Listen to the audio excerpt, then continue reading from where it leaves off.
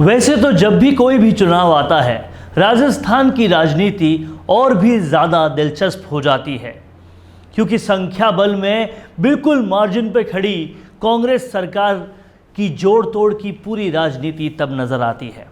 लेकिन इस बार जो राज्यसभा चुनाव होने हैं, जिसमें डायरेक्ट जनता वोट डाल ही नहीं सकती, वो और भी ज़्यादा दिलचस्प होते जा रहे हैं। संख्या बल की लड़ाई साफ तौर पर देखी जा रही है, बाड़ेबंदियाँ साफ तौर पे की जा रही है। अगर बाड़ेबंदियों की ही फहरिस्त लगाएं तो 4 साल की सरकार में तकरीबन 5 से ज़्यादा बार अलग अलग वक्त पर बाड़ेबंदियाँ हो चुकी हैं। लेकिन ये बार कुछ खास है। बाहर से दिखाया तो भरपूर तरीके से जा रहा है कि कांग्रेस सरकार के पास जितना संख्या बल चाहिए अपने 3 राज्यसभा चुनाव उम्मीदवारों को जिताने के लिए, उससे कई ज़्यादा है। लेकिन असलियत क्या ये है? जो पर्दे के सामने दिख रहा है, क्या वही पर्दे के पीछे का भी सच है? ये समझना होगा हमें।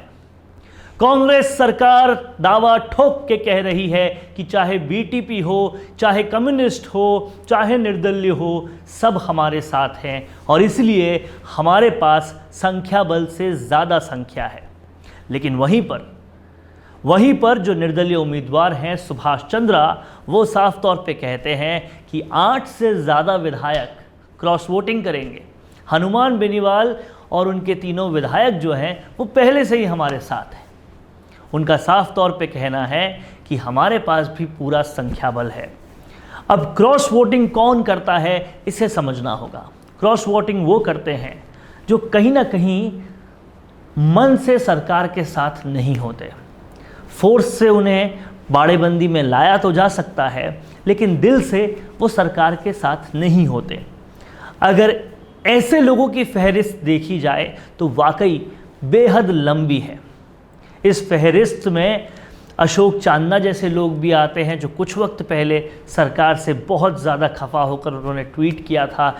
उसके अलावा सचिन पायलट खेमे के भी सारे लोग आते हैं, क्योंकि राजनीतिक जानकारों का यहाँ तक कहना है कि ये सचिन पायलट के पास भी आखिरी चांस है ये बताने का कि आप सही से काम नहीं कर रहे और उसकी वजह से लोगों को जो हमने वादा किया था 20 सीट से 100 सीट के सफ़र में, वो वादे पूरे नहीं हो रहे और हम कार्यकर्ताओं को जो इज्जत दिलाना चाहते हैं वो नहीं मिल रही। उस बात को रखने का, बताने का आखिरी मौका इस बार है, क्योंकि वो बड़ी जनता, वो कार्यकर्ता जो सचिन पायलट को सीएम फेस देखना चाहते हैं, उनको वाकई बेहद हताशा होगी जब सचिन पायलट इस बार भी अगर कुछ नहीं करते हैं तो जाहिर तौर पर एक प्रोबेबिलिटी ये भी बनती है कि क्रॉस वोटिंग की जो बात की जा रही है वो उनके खेमे से भी हो सकती है।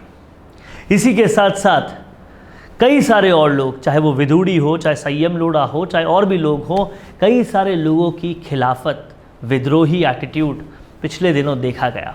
तो वाकई क्रॉस वोटिंग की संभावनाएं पूरी है। मान मनोवल का दौर भी बहुत ज़्यादा चला है, लेकिन देखने को ये मिलेगा 10 तारीख को कि आखिरकार विधानसभा में क्या होता है, किसकी तरफ वोट ज़्यादा पड़ते हैं।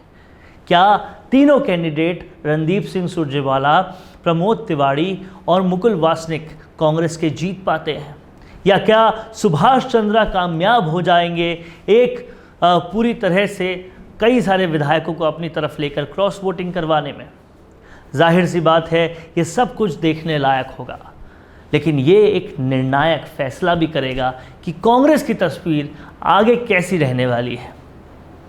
क्या फिर से एक बार अशोक गहलोत सबसे बड़े राजनीतिक गणितज्ञ साबित होंगे, या फिर इस बार कुछ और हो जाएगा, ऊंट किसी और करवट बैठ जाएगा, नंबर गेम शायद गहलोत के अपोजिट चला जाएगा।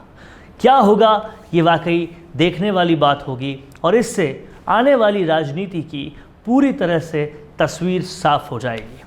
राजस्थान क्या वाकई कोई चेंज देखने वाला है, या फिर जोड़ तोड़ वाली पॉलिटिक्स जो हमेशा से चलती रही है वही चलेगी? ये देखना होगा आने वाले वक्त में। आप देखते रहिए राजस्थान संवाद। हम ऐसे ही आपके लिए विश्लेषणों का दौर लाते रहेंगे। क्या आप आप ऑनलाइन ई कॉमर्स बिजनेस शुरू करना चाहते हैं लेकिन डरते हैं कि बल्क में माल खरीदने के लिए इतना इन्वेस्टमेंट कैसे करें, तो अब आपको कंटेनर इंपोर्ट करने की कोई जरूरत नहीं है। ना ही ये टेंशन लेने की जरूरत है कि वेबसाइट कैसे बनेगी, रजिस्ट्रेशंस कैसे होंगे, वगैरह वगैरह। जरूरत है तो सिर्फ एक कंप्यूटर, एक इंटरनेट कनेक्शन और जीएसटी नंबर की। ऐसा कैसे हो सकता है? ये सब होगा। ये सवाल अगर आपके दिमाग में आ रहे हैं तो बिना देर किए तुरंत कॉन्टैक्ट करिए हमारे ई कॉमर्स कंसल्टेंट से।